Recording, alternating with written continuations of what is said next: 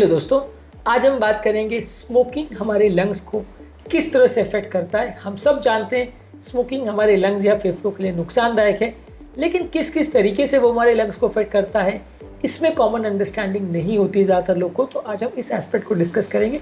Topic को discuss करने का बेसिक पर्पज़ ये कि ओवरऑल एक अंडरस्टैंडिंग डेवलप हो पाए और आप अपने लंग्स को इससे प्रोटेक्ट कर पाएँ। थोड़ी बहुत अवेयरनेस इस मामले में यदि हो जाए तो आप इसका प्रयोग को थोड़ा कम कर सकते हैं और अपने लंग्स के प्रोटेक्शन के लिए काफ़ी कुछ आप कर पाएंगे जो आपकी लॉन्ग टर्म मदद करेगा। टॉपिक पर जाने से पहले जो लोग हमारे चैनल पर नए हैं उन्हें रिक्वेस्ट करूँगा कि चैनल को सब्सक्राइब करें, वीडियोस को लाइक करें, शेयर करें, फॉलो करें, कमेंट करें, पूरा देखें। टॉपिक इंपॉर्टेंट है इसलिए से एंड तक देखिएगा। तो बिना समय बिगाड़े चलिए शुरू करते हैं इंपॉर्टेंट वीडियो।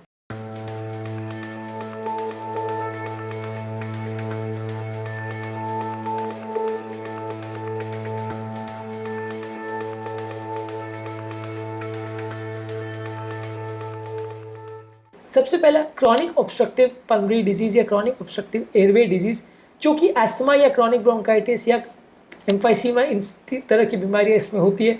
इसमें स्मोकिंग की वजह से आपकी जो अंदर की नलियां है, एल्वियोलाई है, एयर सैक्स है या जो एयर को कंडक्ट करने वाली जो पैसेजेस, सब में इन्फ्लेमेशन हो जाता है, जिसकी वजह से आपकी नलियाँ सिकुड़ जाती है, ब्रोंकोकंस्ट्रिक्शन में चली जाती है। इसमें और ज़्यादा म्यूकस बनता है जिसकी वजह से आपकी छाती में भारीपन होता है, श्वास फूलती है, बार बार वीजिंग होती है, खांसी होती है, म्यूकस बहुत ज़्यादा बनता है। ये सारे फीचर एस्थमा और क्रॉनिक ब्रोंकाइटिस की वजह से, और ज़्यादातर बहुत सारे पेशेंट जो एस्थमा और क्रॉनिक ब्रोंकाइटिस की बीमारी से पीड़ित होते हैं उसमें सबसे ज़्यादा इंपॉर्टेंट कारण स्मोकिंग ही होता है। मेजॉरिटी ऑफ द केस में बहुत कम केसेज आपको ऐसे देखने को मिलेंगे जिसमें स्मोकिंग का कारण ना हो। हालांकि ऐसे इम्पॉसिबल नहीं है, पर फिर भी ये इसके सबसे इंपॉर्टेंट कारणों में से एक है। इसी तरह से लंग कैंसर जो है वो भी बहुत केसेस में स्मोकिंग द्वारा अफेक्ट होता है। स्मोकिंग में खासकर जो non small cell lung cancer है या स्मॉल सेल लंग कैंसर है, ये जो खासकर बहुत ज़्यादा पुअर प्रोग्नोसिस जिसमें होता है और बहुत जल्दी लोगों की मृत्यु हो जाती है, ये काफ़ी हद तक स्मोकिंग से रिलेटेड होता है। और इसमें लोगों को सिम्टम्स में कई बार खांसी में ब्लड आएगा, बार बार खांसी होगी, वेट लॉस होगा, बहुत ज़्यादा सांस में फूलेगी और बहुत ज़्यादा कमज़ोरी या सुस्ती का एहसास होगा। ये एक जानलेवा बीमारी है, यदि हो जाती तो ज़्यादातर लोग को बचना मुश्किल है। इसीलिए स्मोकिंग सबसे इंपॉर्टेंट रिस्क फैक्टर माना जाता है लंग कैंसर का। लंग कैंसर की बीमारी से पीड़ित 70 से लगभग 90% लोगों को स्मोकिंग की हिस्ट्री होती है। इनफैक्ट लंग कैंसर के पेशेंट्स को लोग ब्लेम ही इसलिए करते हैं कि उन्होंने स्मोकिंग की, इसलिए उनको उसकी सज़ा मिल रही है। तो एक तरह से इस लंग कैंसर का बहुत इंपॉर्टेंट रिस्क फैक्टर है स्मोकिंग। इसको ज़रूर आपको बंद करना चाहिए यदि आप खुद को कैंसर से बचाना चाहते हैं तो। इसके अलावा रेस्पिरेटरी बहुत सारे इन्फेक्शन हो जाते हैं। अगर आप ज़्यादा स्मोकिंग करते हैं तो आपकी ओवरऑल इम्यून सेल्स कॉम्प्रोमाइज़ हो जाते हैं जो आपकी इम्यूनिटी को बचाते हैं और आपकी लंग से मुकोजा को अलग अलग तरह के रेस्पिरेटरी इन्फेक्शन या निमोनिया से बचाते हैं। ये सारे डैमेज हो जाते हैं जिसकी वजह से बार बार कीटाणु आप पर हमला कर सकते हैं और बार बार आपको क्रॉनिक ब्रोंकाइटिस या निमोनिया जैसी बीमारी होती है। ज़्यादातर ये देखा गया कि स्मोकिंग करने वाले लोगों को सिंपल इन्फेक्शन में भी कॉम्प्लिकेशंस या प्रॉब्लम्स होने का चांस कई गुना ज़्यादा रहता है। इसलिए आपको रेस्पिरेटरी इन्फेक्शन से खुद को यदि बचाना है तो स्मोकिंग बंद करना चाहिए।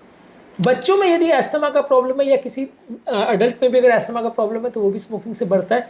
आप खुद भी अगर स्मोकिंग कर रहे हो या आपके आसपास भी कोई अगर स्मोकिंग कर रहा है, कोई बच्चों का पेरेंट भी अगर स्मोकिंग कर रहा है तो उससे भी बच्चों का अस्थमा बढ़ सकता है। तो इसलिए अस्थमा की प्रॉब्लम जहाँ पे नलियाँ सिकुड़ जाती है और आपको बहुत ज़्यादा वीजिंग, खांसी और छाती में भारीपन के सिम्टम्स होते हैं, ये काफ़ी हद तक स्मोकिंग से बढ़ सकता है। हालांकि स्मोकिंग ही इसका कारण ऐसा नहीं है, लेकिन बढ़ने का इसका कारण हो सकता है। तो इसलिए आपको स्मोकिंग बंद करना चाहिए यदि आपको या आपके परिवार में किसी को अस्थमा का प्रॉब्लम है। ओवरऑल व्यक्ति का क्रॉनिक ब्रोंकाइटिस की वजह से पर्सिस्टेंट इन्फ्लेमेशन लंग्स में होता है और इससे लंग्स के ट्यूबुल डैमेज हो जाते हैं और सांस लेना भी लोगों का मुश्किल हो जाता है। लंबे समय में लोगों को खांसी होती रहती है।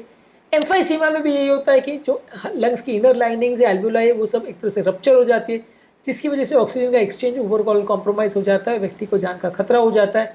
ओवरऑल आपके लंग्स का फंक्शन भी कॉम्प्रोमाइज़ हो जाता है, लंग की ओवरऑल कैपेसिटी भी कॉम्प्रोमाइज़ हो जाती है, आपकी सांस लेने की क्षमता भी कॉम्प्रोमाइज़ हो जाती है यदि आप लंबे समय में बहुत ज़्यादा स्मोकिंग करते हैं तो। लॉन्ग टर्म इसके इम्प्लीकेशन ये है कि यदि आप खुद स्मोकिंग कर रहे हैं या किसी और की वजह से आपको स्मोक इनहेल करना पड़ रहा है तो आपको बहुत सारी तरह की बीमारी बढ़ जाती है, जिसकी वजह से बहुत सारे तरह के इश्यूज और इन्फेक्शंस और कभी कभार कैंसर का भी रिस्क बढ़ जाता है। ये सारी ही प्रॉब्लम्स प्री मैच्योर डेथ का कारण बनती है। ये सारी तरह की बीमारियों में सबसे इंपॉर्टेंट चेंज जो आप कर सकते हैं वो स्मोकिंग को पूरी तरह से बंद करना और अपने आसपास के लोगों को भी इंकरेज करना कि वो स्मोकिंग बंद करें। अब हम बात करेंगे स्मोकिंग सेसेशन के बेनिफिट्स क्या हैं। ओब्वियसली ये सारी बीमारियों से बचाने में मदद आपको स्मोकिंग सेसेशन से मिलेगा, लेकिन ये बेनिफिट तुरंत नहीं मिलता। ऐसा नहीं होता कि आपने कल स्मोकिंग बंद करी तो आज खांसी ठीक हो जाएगी और आपका लंग कैंसर का रिस्क कम हो जाएगा। कई साल लगते हैं इस तरह के इफेक्ट का रिस्क बॉडी में कम होने को। ये टॉपिक पर भी हमने अलग से वीडियो किया कि इस सारी चीज़ों से कितने साल लगते हैं अलग अलग प्रॉब्लम्स को कम होने में। आप सरप्राइज होंगे कि कई बार नॉन स्मोकर स्टेटस या लो रिस्क लेवल पर आने में कई बार 10-10 साल तक लग जाते हैं। तो इसलिए ये स्मोकिंग को बंद करना आज ही ज़रूरी है। जितना ज़्यादा आप स्मोकिंग को बंद करने में आप लेट करेंगे, उतना आपको बेनिफिट होने में और साल लगेंगे, उतना लॉन्ग टर्म आपको परमानेंट डैमेज होता रहेगा और आपका मृत्यु दर बढ़ता रहेगा। आज के टॉपिक में हमने बात करी स्मोकिंग आपके लंग्स को किस तरह से अफेक्ट करता है, कौन कौन से मैकेनिज्म्स हैं जिससे स्मोकिंग करने वाले लोगों के लंग्स खराब होते हैं।